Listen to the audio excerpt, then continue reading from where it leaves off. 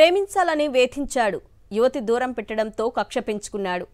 ప్రేమికుల దినోత్సవం రోజున తనలోని రాక్షసత్వాన్ని బయటకు తీశాడు. యువతిపై కత్తితో దాడి చేశాడు.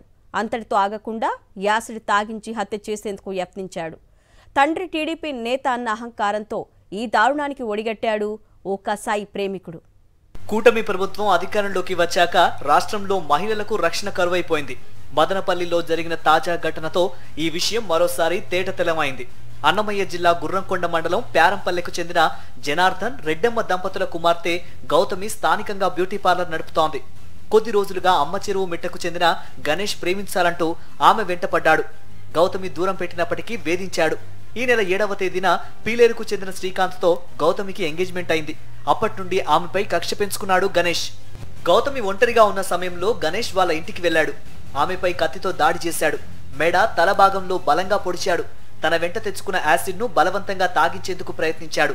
గౌతమి కేకలు విని చుట్టుపక్కల వారు రావడంతో అక్కడి నుండి పారిపోయాడు. స్థానికులు గౌతమిని మదనపల్లి ప్రభుత్వ ఆసుపత్రికి తరలించారు. మదనపల్లి కోర్టు జడ్జి నేరుగా ఆసుపత్రికి వెళ్లి ఆమె వాంగ్మూలాన్ని రికార్డ్ చేశారు. ఆ తర్వాత మెరుగైన వైద్యం కోసం గౌతమిని బెంగళూరు వైదేహి ఆసుపత్రికి తరలించారు. ఈ ఘటనను వైఎస్ఆర్సీపీ అధినేత వైఎస్ జగన్మోహన్ రెడ్డి తీవ్రంగా ఖండించారు.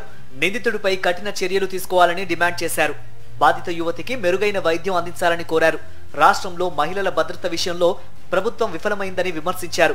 ఇకనైనా మహిళల భద్రతపై ప్రభుత్వం దృష్టి పెట్టాలని సూచించారు వైఎస్ జగన్. గౌతమిపై యాసిడ్ దాడి దారుణమన్నారు వైఎస్ఆర్సీపీ ఎమ్మెల్సీ వరదు కళ్యాణి. బాధిత యువతికి మెరుగైన వైద్యం అందించాలని కోరారు. రాష్ట్రంలో మహిళల భద్రతను గాలికి వదిలేశారని మండిపడ్డారు. ఇటువంటి ఘటనలు జరగకుండా ప్రభుత్వం కఠిన చర్యలు తీసుకోవాలని డిమాండ్ చేశారు. చూస్తే ఈరోజు మహిళల మీద అఘాయిత్యాలు, దాడులు, అత్యాచారాలు, హత్యలు వరుసగా మనం వినాల్సిన దురదృష్టకరమైన పరిస్థితులు ఈరోజు మనకు కనిపిస్తూ ఉన్నాయి. చూసుకుంటే అనకాపల్లి జిల్లాలో మనం చూసాం, గొలుగొండలో ఒక హై స్కూల్లో పీఈటీ టీచరు గేమ్స్ కానీ ఆడపిల్లలను తీసుకెళ్ళి వాళ్ళతో అసభ్యంగా ప్రవర్తించిన విషయం. ఇలా ఎన్నో సంఘటనలు రోజు వినాల్సి వస్తూ ఉన్నా ఈ ప్రభుత్వంలో ఎటువంటి చలనము లేదు. ఆడపిల్లల మానాలు ప్రాణాలు గాల్లో దీపాల్లో ఉండే పరిస్థితి ఈ కూటమి ప్రభుత్వం అధికారంలోకి వచ్చాక మనకు కనిపిస్తూ ఉంది.